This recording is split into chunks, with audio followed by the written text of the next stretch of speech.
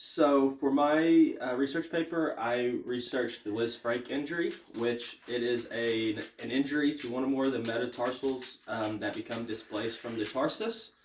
And it's normally in the midfoot region and centered on the second tarsometatarsal joint.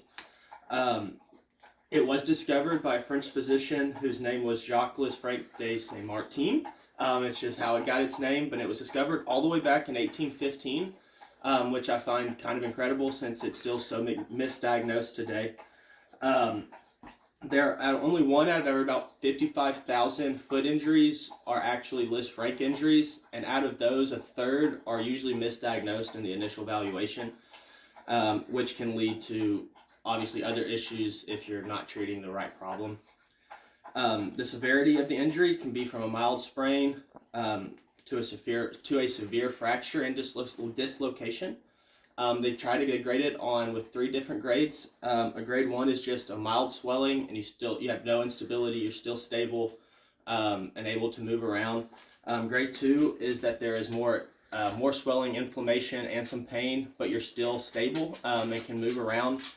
Grade 3 is when you actually have ligament damage and destruction, and where the ligament is pulling the bone out and causing that fracture. And if that is not fixed, it can lead to lifelong chronic disabilities. And for professional athletes, it can end their careers. So the Lisfranc joint, it is formed by the 3 cuneiform muscles, the cuboid proximally, and then the 5 metatarsals distally. And because it is right in the middle of the foot, that is why it is so hard to diagnose.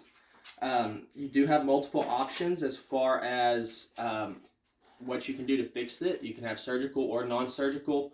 The non-surgical are going to be for your grade 1, grade 2s. If they feel like you need to be casted, you're going to be cast for up to 6 weeks, but you're not going to have any weight bearing on that foot during those 6 weeks. And then for the surgical route, it's going to be the open reduction internal fixation, or a Kirschner wire, which more surgeons are leaning towards these days. And so you're going to be non-weight bearing that entire time for up to 12 weeks until they remove that ORIF. And then you start your weight bearing as you progress your therapy. And then once you do have this injury, it's very good to keep therapy going even once you don't have the symptoms, because arthritis is so much more likely to happen in that foot.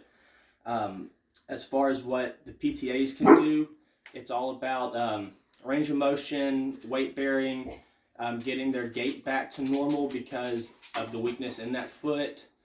There are lots of problems because it does happen with the longitudinal force.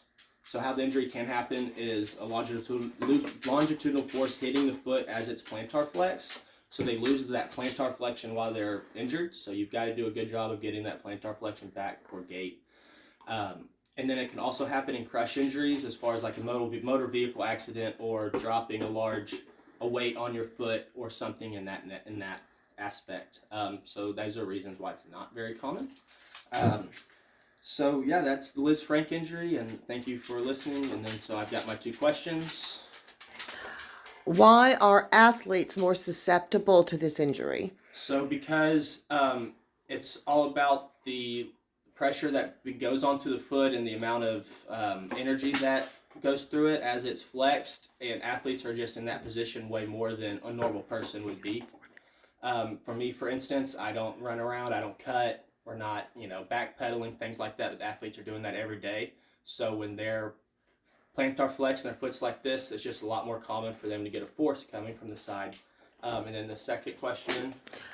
Why is it important that a PTA recognize this injury when he sees it? So since it is so misdiagnosed, you just want to really make sure that you stay on top of it, and that if the pain or the symptoms aren't going away, maybe it's just a thought you can have, that maybe you can talk to your PT and let them understand that maybe this isn't what we thought. Maybe it could be Lisfranc, because like I said, if you don't fix the problem, they're going to have lifelong chronic disabilities.